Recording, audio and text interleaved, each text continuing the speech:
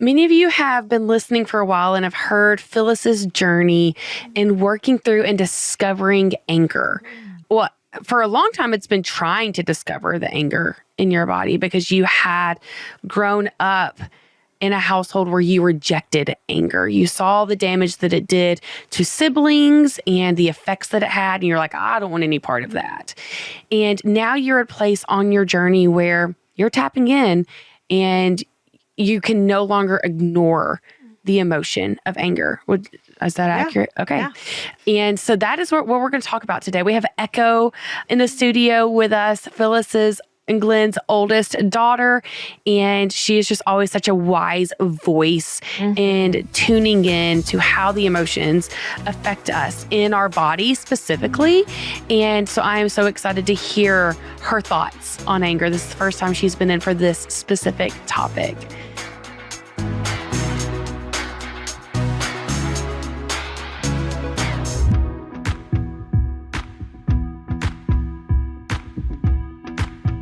Welcome to the Connection Codes podcast. This is the podcast where we break open the emotions that take us from being disconnected to connected in our relationships and in ourselves. I am your host, Tera, and joining me is trauma-informed coach, lead Connection Codes coach, and a co-creator of the Connection Codes, Echo Hill-Vetter. And her amazing mom and the co-founder of the Connection Codes, Phyllis Hill. And the Connection Codes is the guide to human connection. And we're so glad you're here. Yes, we are. Hello, friends. So, yes, we're going to talk about anger today, but I do want to highlight that Echo and I got to do another road trip, and it's so life-giving to me.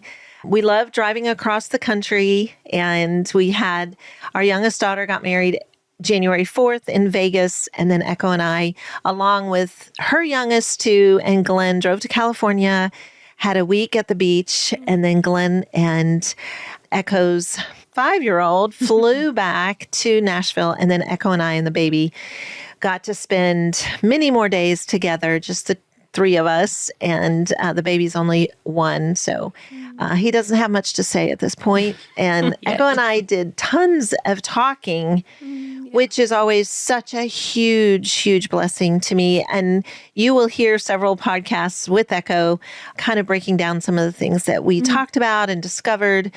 But today we really want to talk about anger. If you've heard the other podcasts, I have been on a journey, an anger journey, just trying to discover that part of me. Like, I feel like it's been stuck in my body for a long time. And in kind of opening that door, I've been very open to say I've been very, really, I would say terrified of anger. And for me, it's a dark hole that I'm being asked to go into, and I don't know that I can ever get back out. And so for me, that's the terror. And I'm realizing that has done a lot of body damage. Storing anger is very dangerous to our bodies. So what's interesting, though, that we've discovered with a lot of clients is that many of us misdefine core level anger. So we want to break this down today. And we were talking about this, of course, before the camera was turned on. So I'd love to start with just some of your thoughts on maybe the difference between core level anger and secondary anger. Yeah. Well, one thing to remember is that they're both core emotions, or it's not even a both. Like, it's anger, right? It's firing as anger in your brain, in your body. So I think we get confused because in Connection Codes, we talk about it as two different things. And it sort of is two different things, but only in the sense that when we talk about secondary anger, we talk about that another emotion fired first, and then the secondary anger fired second, even if it's a split second after. So it's still anger. They're both anger, and they both serve the same purpose, which is to come to our rescue. That is why anger exists. Because every emotion in the body, the brain, the nervous system, every system we have is meant to keep us safe and alive. And I know I've said that on this podcast, but I'll keep saying it. Keep saying that. That it. is my, because that's the core message. That's my core understanding. Having learned about the body, having learned about being trauma-informed. That's basically what trauma-informed means, is that you understand the purpose of the brain, body, and nervous system, which is to protect us and keep us safe. That's why it all exists. That's why it all works the way that it does. We don't know how to partner with those systems. So a lot of really bad things happen often because we don't know how to be friends with those systems. And so in protecting ourselves, we end up hurting other people. But that's because we don't know how to partner. If we learn how to partner, then we're able to protect ourselves and protect other people at the same time. Be aware of others while being aware of self. And that's the goal. With connection codes, that's what we in this room are trying to do right now for ourselves and for our audience, is relearn how to partner with the systems so that we stay safe, but so that we keep the people around us safe too. That's the goal with all of this. So backtracking to anger, to remember, anger is anger. But when we talk about secondary anger, what we mean is, okay, but what happened in the moment right before that? That can also be a little confusing too, because core level anger, like if anger is the first emotion you're feeling, it's probably joined with another emotion too, right? So for example, I met with some clients a few weeks ago, and I think every client I've met with doesn't understand anger. I think. Maybe there's some exceptions. But when I stop and kind of go back and think about all the different people I've worked with, I'm pretty sure we all have a misunderstanding. Maybe we all have a lot of misunderstandings. That's why. Well, it's easy to associate it with behavior. People assume anger is a behavior. And so it's confusing. Right. And most of us grew up in communities that did not know how to harness anger, that did not know how to use their anger productively. And so most of us have that association. Anger means violence. Anger means harm. Anger means abuse. Anger means so many hard and terrible things. And so many of us, as has been your journey, we've just backed off completely. I don't touch that. I don't talk about that. I don't partner with that. I certainly don't partner with that because we've never seen healthy anger. But at its core, all healthy anger is doing is driving us to have intentional action. That's it. That's all core level anger. That's all anger actually was meant. Anger was meant to create things. And so when I met with these clients a few weeks ago, that was one of the first things we were talking about was what is anger? We were doing the wheel together and they were saying, well, we think we understand secondary anger and we experience that all the time. But the core level anger or just primary anger, we don't even know what that is. We don't know what that feels like. So one of the things so then they talked also about the behavior. Like I'm frustrated all the time. I yell at my kids all the time. I want to throw things all the time, or maybe sometimes I do throw things. So we talked about that, but understanding the purpose, like why does it exist? And then relearning how to partner with it. So I was trying to give them examples of core level. And I think we've talked about this some, but the example that I used with them was, you're here meeting with me because of core level anger. You realized we have a problem. There is a problem. Our family is in crisis. Our family is in pain. We are missing it. It was core level anger that got you here. Because if it was just sadness, you'd be curled in a ball in your bed. If it was just guilt, your gut would be twisted. You wouldn't be doing anything about it. It's your core level anger that got you to book the call with me and then show up for the call. And so to keep that in mind, like any of the changes, the intentional changes we make in our lives or going after something. For example, I'm back in school again. It's core level anger that's driving me to do that. There's some joy mixed in. There's a little bit of pain, maybe even a little bit of shame. Like I want to finish that degree, right? But it's the core level anger that got me while I was with you that night to sign up for the classes. It's that forward, outward energy of I have a goal and I've had this goal forever. And it's the core level anger inside of me that is driving me. Like I kind of picture it as a train, like picture the wheels on a train, right? That are moving that train forward. Imagine all that energy, like hear it and feel it and think about how much power a train requires to be able to move. And like what it sounds like and what it feels like, the rumbling if you're near it and what it looks like if you're watching a train, right? That is anger. That is core level anger. Like imagine that inside of yourself. And we can partner with that and create incredible, incredible things. Okay. Well, now I feel stuck because what about people like me who have years and years of unprocessed anger? Like, because I'm feeling like I'm going backwards. I'm trying to go back and find all the stuck anger. So I don't feel like I'm in a forward motion. If I picture a train, I don't feel like I'm in a forward motion. I feel like I'm going to the very back of the train and opening up every caboose and going inside of it and going, okay, what's in this one? Almost we've got to overhaul this train before I can move forward. Okay. So interesting. But then hearing you, I'm like, okay, maybe I'm still getting it wrong. Like maybe that is not, I don't know. Talk about that. First of all, I don't think there's a right and wrong. Okay. So let's move away from that black and white thinking as much as we can and just lean into the curiosity and the nuance. But that is a good point you bring up. And the first thought that comes to my mind as you're expressing that is to just start with today. We don't need to go back. You're going to get there, I believe.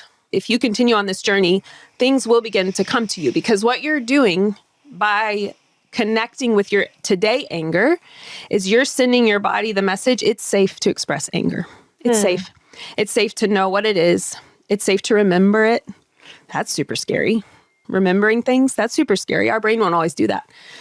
Our brain works so hard to protect us. And so our brain will forget things so that we are safe or at least feel safe. Okay. So instead of going back and trying to dredge up, just start with today. What do I feel anger about today? And that's all you need to deal with today. And that may mean you create, I believe it means, and my understanding is that you will create a new pattern inside of you where you are sending the message to your brain and body. It is safe to acknowledge anger. It's safe. It's safe to feel it. It's safe to feel it in the body. It's safe to speak it. So you're sending that message just like a relationship, like between me and you. If I began expressing anger and you responded with safety, you responded by oohing me, following my energy, creating expansive space for my expression, what that tells me is I can come back to her the next time I feel anger because she's safe for me to express it to. So you're doing the same thing inside of yourself because we have a relationship with ourselves, as weird as that is. We do. We don't talk about that. We don't learn that when we're children, but we do. It's the voice in your head. What does the voice in your head say? And how do you engage with that voice in your head? That's a relationship, just like between me and Tera, just like between me and you. So if I express anger to you and you resist me, I'm probably not going to come back next time. Or I'll be more hesitant to come back next time. It requires a pattern of safety. It requires me testing it and you responding with safety and me going, okay, maybe it's safe. I could come back next time. It would be okay. Everything would be okay. So you have to do the same thing with yourself. So just start with what's in front of you. What do I feel anger about today? And even you can literally talk to yourself. You can literally talk to your body, either in your mind or out loud. And you might feel a little crazy at first, but it's actually really, really healthy. Where you can put your hand on your body. I always recommend chest and stomach if that feels safe, but it can be whatever. You can give yourself a hug. You can hold your own hands. You're creating a safe sensory experience. And then to either think in your mind, or if you feel safe to say it out loud, of basically saying, body, I will be safe for you. You can tell me what we are angry about today. And then offer that invitation and then respond with compassion. So compassion is, I hear you. What do you need? And how can I meet that need? That is compassion. That is safety. Compassion is safety. Safety is compassion. Wow. And that doesn't mean that today you're not angry about, or that you can't be angry about something that happened 10 years ago. And so I think that's also what I'm hearing is that like you're working through angers that happened 10, 20 years ago. Oh, you processed anger with me this week from your childhood, from being 17 years old. That doesn't mean that the anger you're experiencing today has to happen today. And so when I hear like you talking about going back, I think it's core level anger that's saying, no, all of these past experiences, they're slowing my train down. And I think that even in your physical body, you've had a slowing down of the moving forward because you're in so much pain from carrying that anger. So I think at this point, your anger today is core level anger of like, I've got to get this baggage out because it's not even the old angers that are slowing you down. It's these old unprocessed experiences that you've had that have anger in them. But I think it's even deeper than the anger.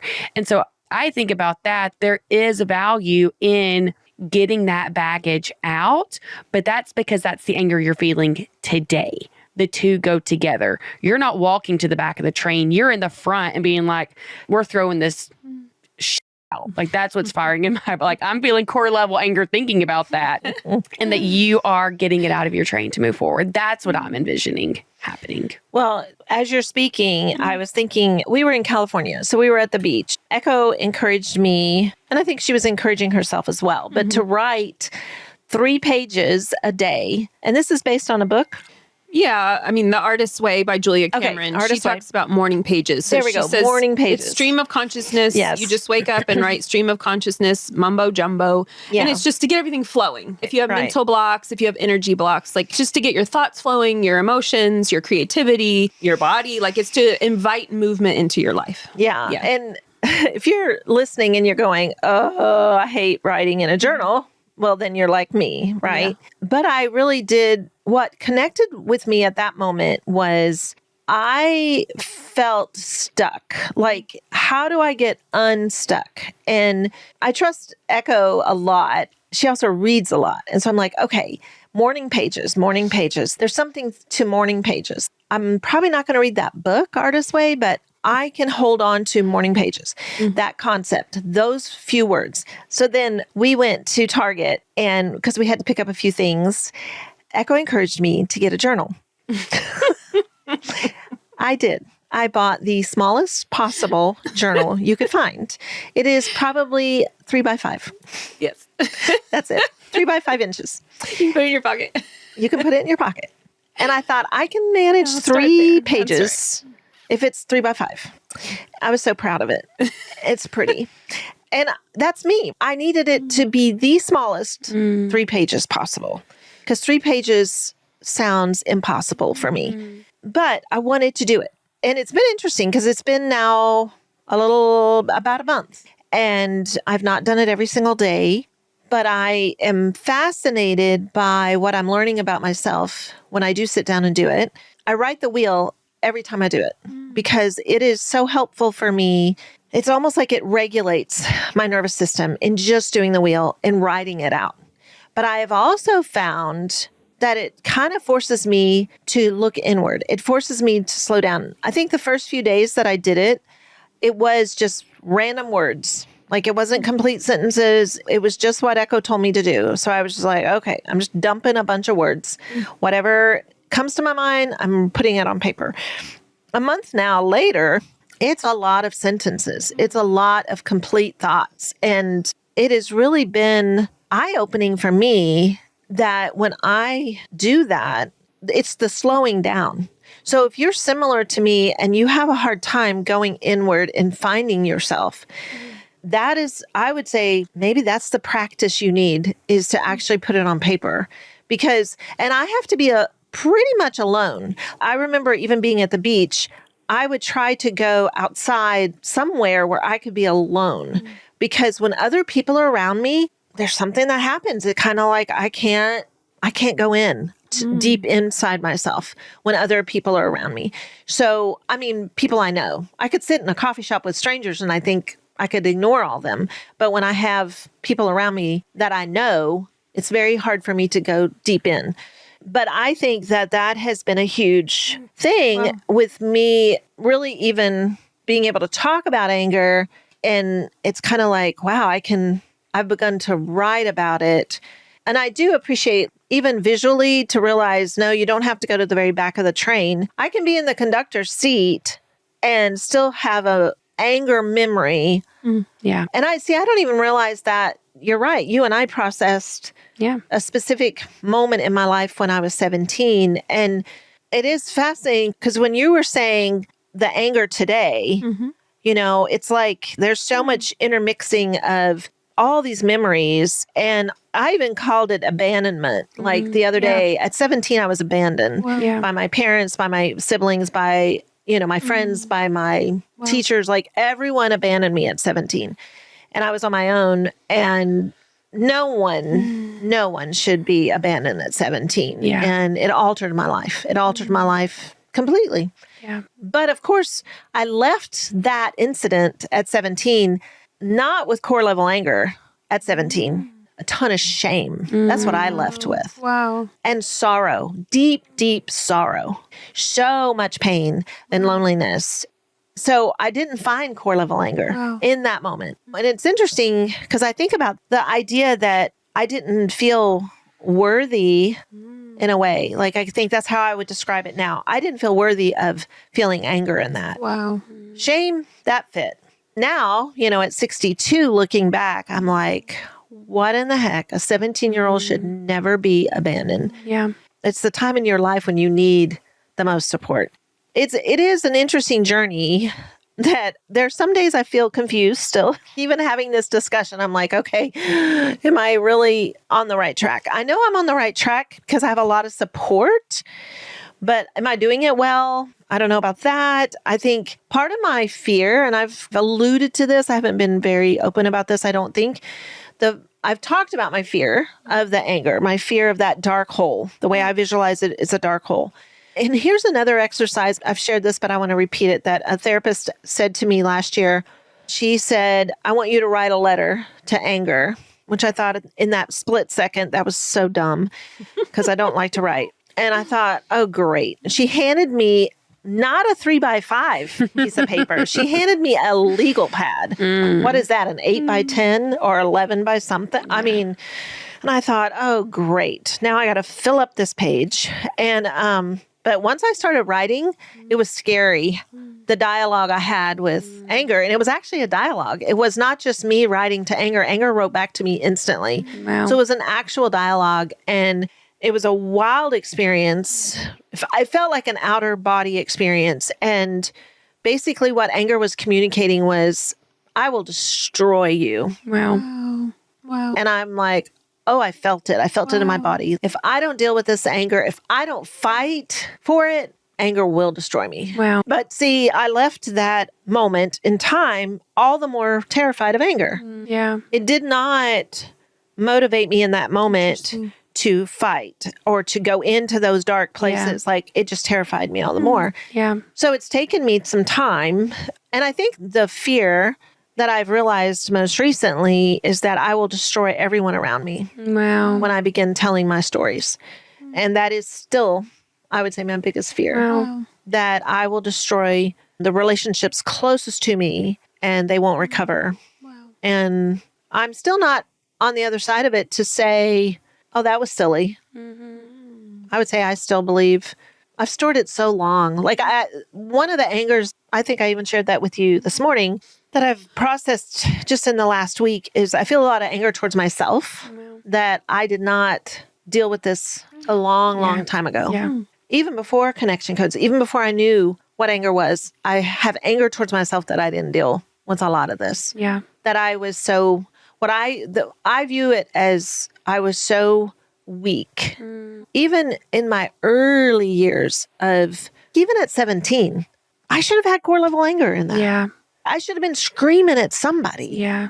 But instead I just cried and went into shame and deep shame. Yeah. And But I even want to say in that, when you just mentioned I should have had anger then, you then immediately went to the behavior. I should have been screaming at somebody. And so I want us to be so careful about that because, again, we're associating that anger with the behavior of anger. And I think that that's the part that's scary is because we don't know how to separate the two. Because I relate to that of I have a lot of anger, even between Wes and I, that I'm scared to open that lid from pre-connection codes where it's like, that feeling of, oh gosh, the damage that this could do if I actually share it in the way that I've been taught how to share it, which can be vile, which can be hurtful, which can be like intense. And so what I am picturing though right now are, I don't know, I feel emotional thinking about it. Like the hundreds of women listening to this that relate to this so deeply because men were taught your anger is okay. You can have anger. When you're at the ball field, you can cuss and yell and like get in the umpire's face and all that is acceptable. And that then carries into home and work and everywhere else. But then they were taught not to feel everything else, which I have a ton of compassion for men for. Where women were taught, no, you can do these other things, but don't touch anger. And I have talked to several women that have stored their anger for so many years. And now they're waking up to it. And they are they're terrified. Exactly what you described. Will this destroy my family? Will this destroy my body if I actually tap into this? Well, that was another thing, Echo, you shared with me. You know, we always have these hopes we're going to read all these books when we're together, which I think bringing a 1-year-old with you also just destroys that even possibility. But one of the books was on anger. Yeah. That's something you read to me, is that one idea that boys who grow into men, there's this acceptance of anger, even among faith-based. Like, it's almost like, well, you know, it's just accepted. But It is accepted. But girls, even in our faith-based community, it's considered very unrighteous. I would even say masculine. If a woman shows up like powerful or driven, they're like, no, you're stepping into your masculine versus your feminine. Like, there's a whole thing about that. And while I do understand the masculine versus the feminine argument that's happening right now, and like I'm trying to learn more about it, I think they've categorized anger as that. They've put it into the masculine, that women are not allowed to feel anger. Yes. Do you remember more about how that was written? Because it was just so well said. Wish I did. No, the book is Rage Becomes Her, and the entire book is about anger and about women's anger, and very well researched, and I think an important book that we only read a few pages of. Yeah. But the few pages that we read at the beginning, really, I thought, it was such an aha moment. Growing up, I was a pastor's kid. Growing up in that world, there was 2 different standards. Yeah. You know, I saw it in my brothers. Like, I saw it in my dad. Yeah. You know, he was the preacher, but the pastor was allowed to Get mad. Yeah. I think this particular book was even talking about cussing specifically. It did talk about that. And that it's almost like there's an acceptance, kind of like what you're saying about the ball field. Like, I can just picture it. Yeah. Whether it's a coach or someone in the stands, they can cuss and yell and scream. But if a woman does it, everybody gets really uncomfortable. Totally. She's crazy. Yeah. Yeah. That's inappropriate. Yeah. And it's very much a double standard. And I think what was interesting to me about this book is it even talked about the scientific, what happens within our bodies when we cuss, which so many of us are so like, I would never, because we judge I love swear words. We're so offended by it. Swear words are very healthy. Well, that's what this book talks about, like what happens within your body when there's times when it's just releasing something. And I know that there's cussing where you're cussing at someone, you're damaging, weaponized. you're weaponized, you're calling someone horrible names. Like, that's not what we're talking about. We're talking about deep within. This is a really good moment to say that word because it would release so much out of my body. And that's kind of what this, on a very scientific way, was describing it. But for many of us, we were raised, well, of course, boys do it, but girls can't. Totally. And so we even judge ourselves with that standard. Like, oh my word, if I do that, I will go to hell. Yeah. Boys won't. They won't ever go to hell for that one. But, and it's just like, what have we done? Well, I know it's just really messed me up because I have stored, and I'm such it sounds ridiculous now, but I've always been a good girl. I was always the good girl. I was always the righteous one. I was always, and it's like, even looking back to my teenage years, I was a good girl. And I still got abandoned at 17. Yeah. And it's like, I got thrown out of the house at 17. Wow. If you want to know more what that even means to be abandoned at 17, it's like, I didn't do anything wrong. Yeah. I was actually not the one in trouble at school ever. I was a straight A student. I never drank. I never smoked. I never did drugs. Like, I loved God. I was so involved in church, and I got kicked out of the house at 17, So you go, wait a minute. I followed all the rules and look where it got me. Yeah. It's just been this confusing, which I think that's what you were saying. And I think you said it too. Like, all the clients we meet with, there's a lot of confusion around anger. So it's like, no wonder we're storing it. No wonder we have it all stuck in our bodies because we don't know how to even tap in. Yeah. We don't know how to speak to it. We don't know how to find it. We don't know what it feels like. For me, I think it's been so covered up that I don't know. I was on a journey anyway. Like, that if you've heard my story, that when connection codes came into our life, I was so resistant because I'm like, no, I don't do emotion. Yeah. Glenn has enough for both of us. I believe that with all my heart. I don't know if I've ever even shared this. I had this crazy experience going to a naturopathic doctor, and I don't know, you put your hand on something, or there's something connected to your fingers or something, and what's happening in your body comes up on a screen. And this naturopathic practitioner was working on emotions. He said, "Can I do this one with you?" And I was like, "Sure, whatever." And he did this whole panel of my emotions. Wow. And I was looking at it going, this is crazy, but that's not me. That is Glenn. And this practitioner knew Glenn, and he goes, "Oh my word, I don't even quite understand what's happening." So my body took on Glenn's emotions. Mine were so deep that even in a situation like that, couldn't find them. No. Oh, so they couldn't find your emotions? Could not find mine. But Glenn's... How could they tell the difference if it was yours or Glenn's? Because what came up on the panel, I even knew. I said, those are not experiences I'm having. Those are Glenn's experiences. That freaked me out. But that was pre-connection code. So I didn't even understand that I was so out of touch with my own that I was living through Glenn's. Yeah. I am curious if it could have been yours. You're just so not attached to them that you aren't recognizing them, because your body still feels it. Like your body's been carrying this anger your whole life. It's inside of you. Like it would show up on a scan. It's currently showing up in your body, but your brain isn't identifying it as anger. So I would even be like, because we do mirror emotions. I do think that could very well be the case, but I would also be curious if those actually were your emotions that you just learned to ignore. Yeah, I don't know. It was so long ago. Yeah, I want to find that doctor. I want to do this. That sounds so fun. I'd be curious for you to have because you could do a follow-up conversation. You still know that person. Yeah, that's true. That would be very interesting. I probably could still find this because he would always print off all the scans. Yeah. And I'm sure we should do that as an experiment. Not just for you, but like, let's go and see. But part of the reason why it made sense to me was I was living I felt responsible for Glenn's emotions. At that time, yeah. I felt that I had to make sure the day went well so he would stay balanced. Yeah. And he wouldn't get dysregulated. Yeah. And so I think my body was so tuned into his emotions that I never tuned in my own. Well, I didn't think I had them, right? Yeah. Because I always thought he has enough for both of us. I don't have them. Not realizing you got the same brain. They're firing. Yeah. You just don't know how to tune into yourself. You're so tuned into him.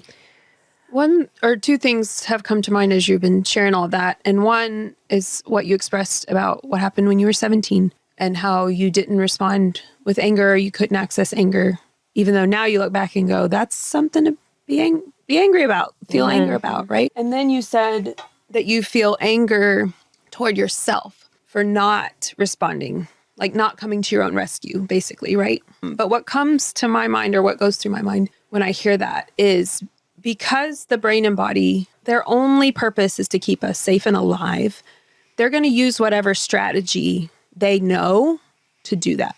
And the strategy you learned for the first 17 years of your life is to not express anger.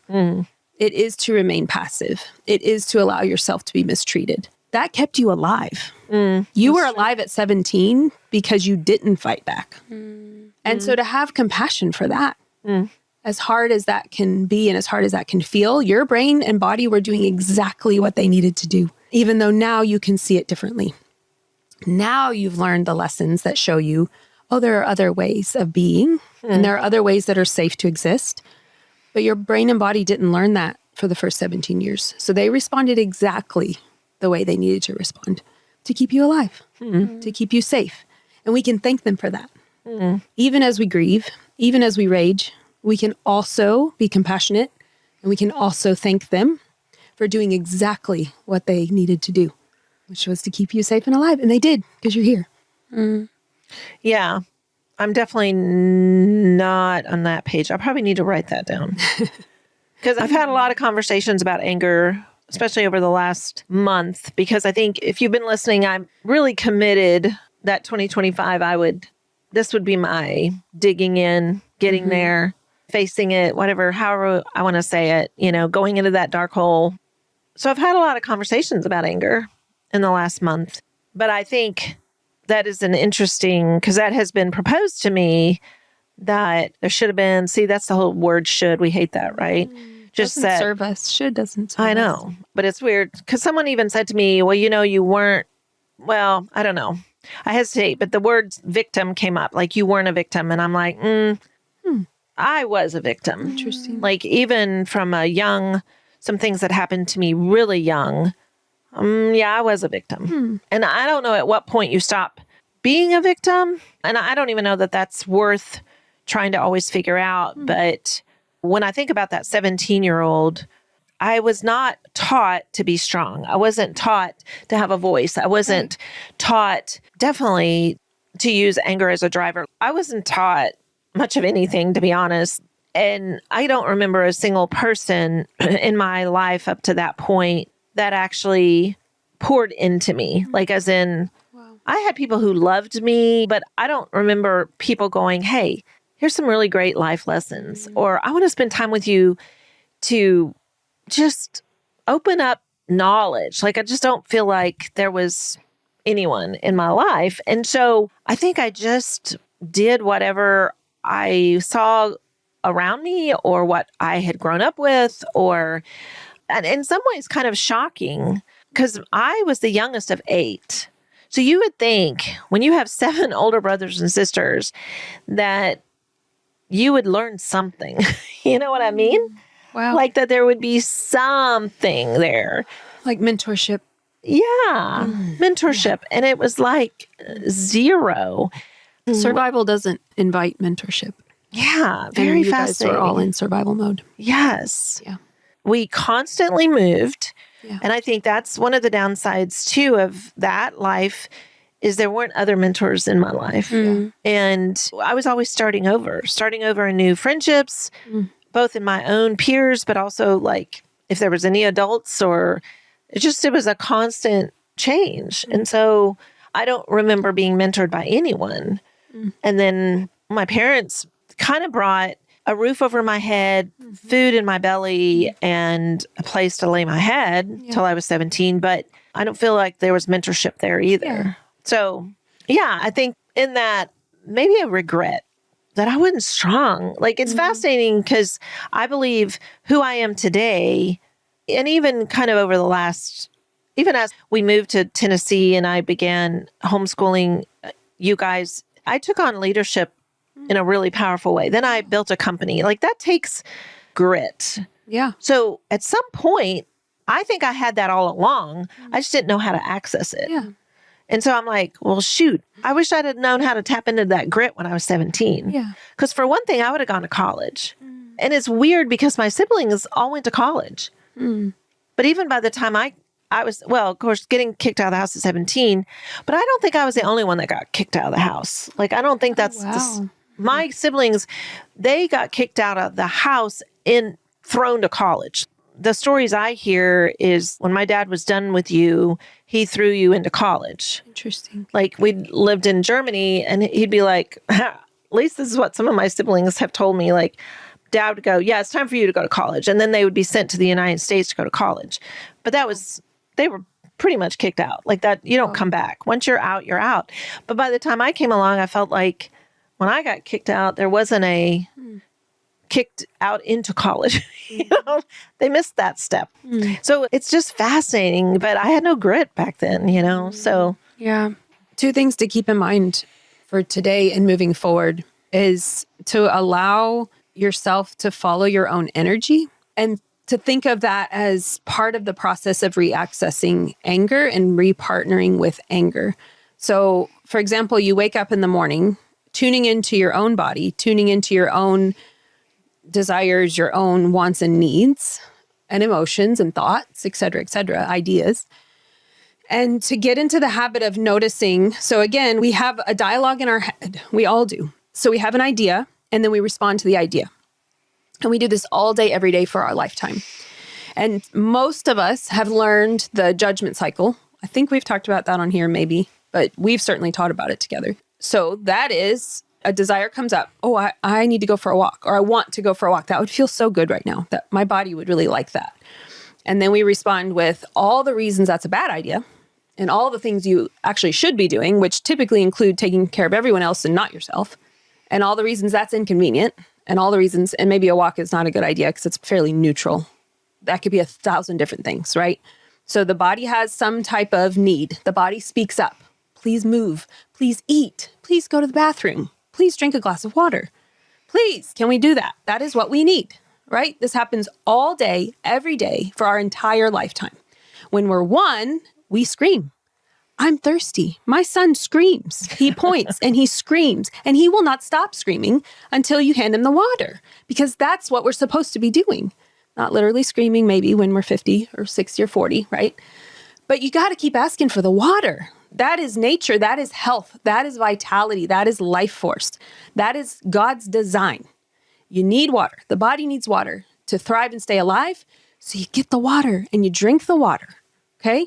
So that's nature, right? That's step 1. That's design. We learned judgment cycle. We were programmed into judgment cycle. Well, I could wait. It's super inconvenient to ask my mom to walk across the room and go grab that cup. So I'll just wait. It's fine. No, he doesn't wait. He screams and he gets louder and louder and louder and louder because that's what he needs to do. That's what he should do. That's how he's designed to function. That's how God created him, is to see the water and need the water and scream for the water and get louder about the water until I am inconvenienced enough and I go get the water for him. You can do this with yourself now. We need to be doing this our entire lifetime. You wake up in the morning and you ask your body, what do we need, body? Eventually, you won't even have to ask. It'll be automatic. But at first, you'll have to ask, would be my hunch, because that was true for me.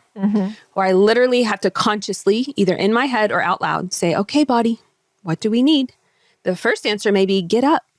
Even that, we resist our own energy. We've talked about that, where you're like, I have this urge, I want to get up. And then for some reason, I talk myself out of it. Right? And how often are we talking ourselves out of it? Constantly, all day, every day. So that is one of the steps. That's one of the ways that you can re-access anger, because anger is trying to create movement. Anger is trying to meet your needs. That's why anger exists. It exists to come to your rescue. It exists to be there for you. It exists to make you scream louder so that your mother walks across the room and grabs your cup and hands it to you so that you can feed the organism, right? So that you can hydrate the cells in your body so that you don't shrivel up and die. That's how the natural cycle works, okay? So you start your day and you might literally consciously have to ask it, and then eventually it'll be automatic. And then notice, because we can disrupt our cycles, right? We all have patterns that started in childhood, young childhood. We can disrupt them because of neuroplasticity, because our bodies are brilliant, because our brains are amazing. They're miracles. So we can disrupt the cycle. So if the cycle is, I need water, oh, here's all the reasons I shouldn't drink that water. Oh, wait. I can disrupt that and go get the water.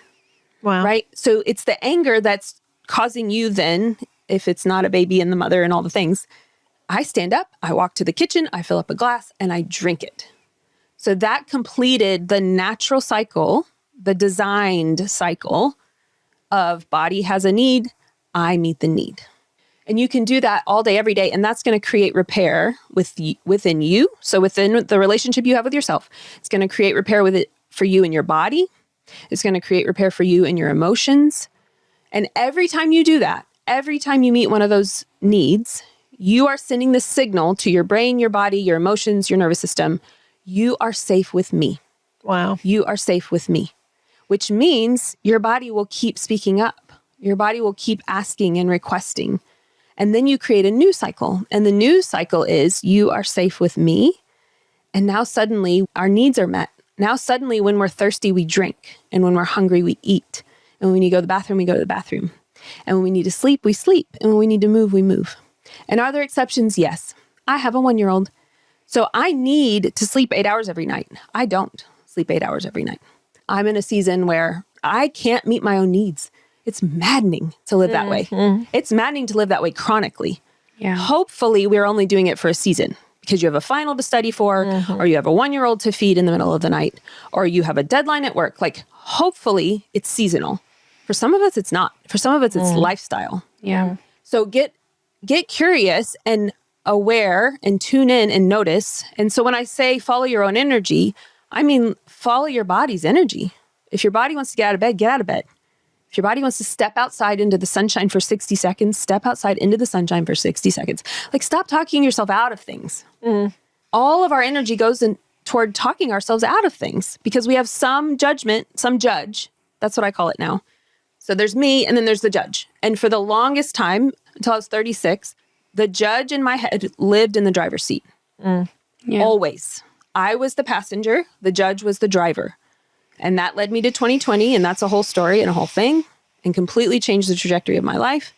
I knew that or learned that for the first time. I'm like, oh, there's me and there's the judge. The judge drives. I am the passenger. I am powerless. I am helpless over here because the judge is in charge. Wow. And it took work and it took a process and it took support, but we switched places, right? I still have the judge. I still hear it.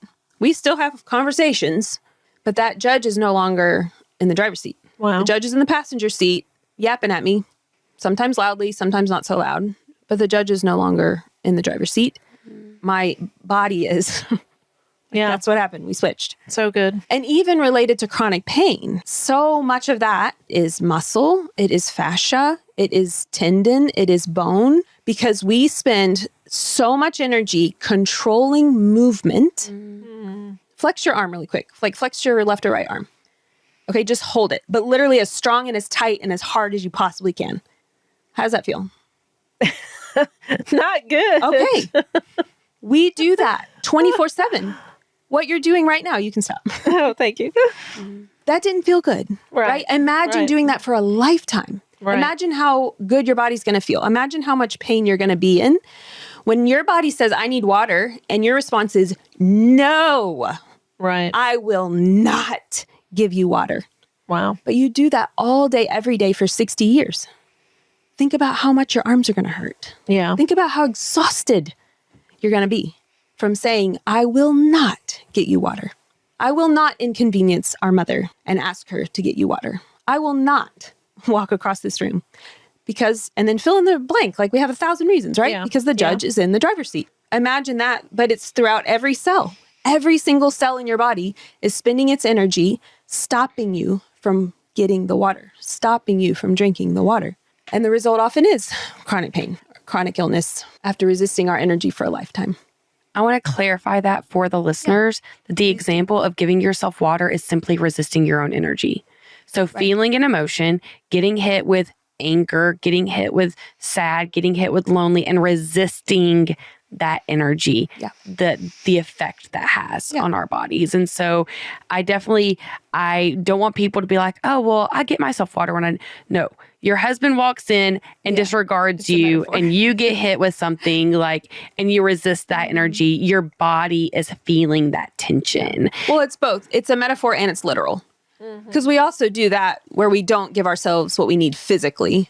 We do that as well. Totally. So it is literal in that sense. But yes, in terms of life or relationship or life choices or whatever, absolutely. Like, then it's metaphor. Yes. It just means we're constantly resisting the emotion. We're constantly resisting the need that comes up from the emotion or the desire that arises. Right. It's just this constant, almost like a wrestling. Yeah. Except you're wrestling yourself and you're always with yourself. And so it's a 24/7 cycle. It's a 24/7 process. Yeah.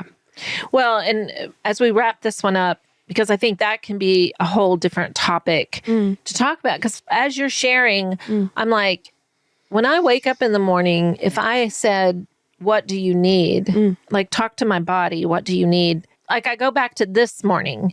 I even go back to when I got out of bed, got my shower, got ready, and went into the kitchen. What I wanted to do was go grab a cup of coffee, sit down and write in my journal. But what I ended up doing was cleaning.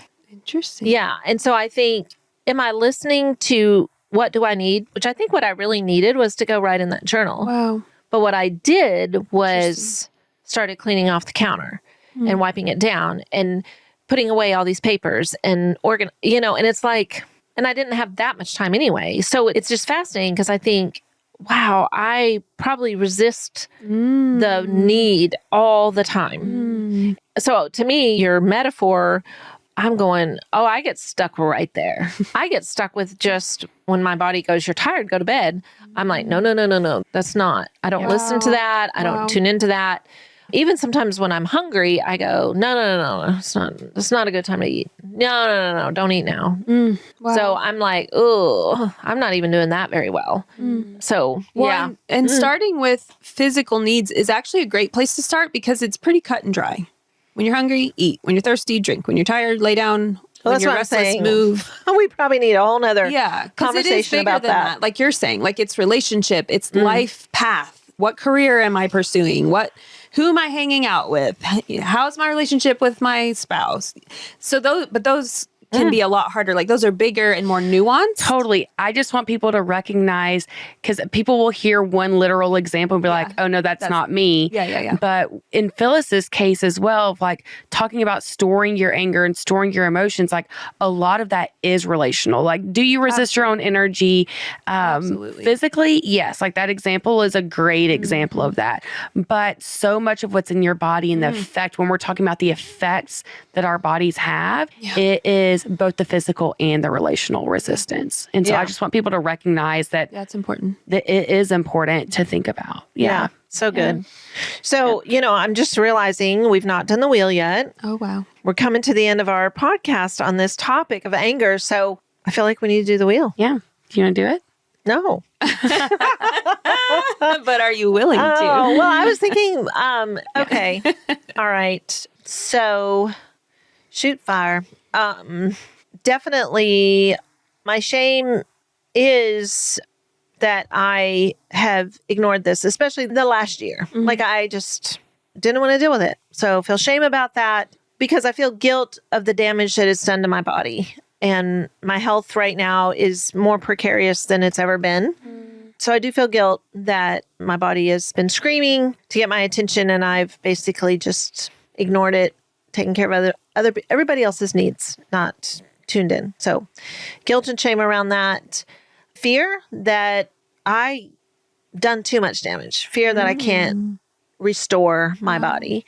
And then there's also the fear of damage in relationships, like especially with Glenn, like that things are coming out and it's painful for him. Definitely painful. He wants me to do this, but it's painful. So fear in that. Hurt is physical. My body is hurting right now. So that's a lot of the hurt. Sad. Right now, I would say the sad, it depends on, like today, it's cloudy and that brings sadness to me. Wow. Like I need the sunshine. So there's some sad in that. I would say there's just some sad in how much work this is. This is just like, sometimes I just want to go on a vacation of my problems. What about Bob? That's a great movie. Just go on vacation from your problems. That's kind of where I want to be right this second. So feel some sad in the work it takes. Lonely. I feel very lonely in my health journey because there's a lot of decisions that I feel like need to be made. Wow. This is pretty much, you got to make some decisions and get some care. There's so many options, which is, in a way, we live in a country where we're given a lot of options, which is wonderful. But then it's like, I don't want to waste time doing the wrong protocol with all this. So where am I at? Joy. Got to go out and be with our son and our daughter-in-law and their two kiddos the other day, Monday. And it was so precious and it's so life-giving. I love sitting on their back porch, looking into acres and acres and acres of beautiful land.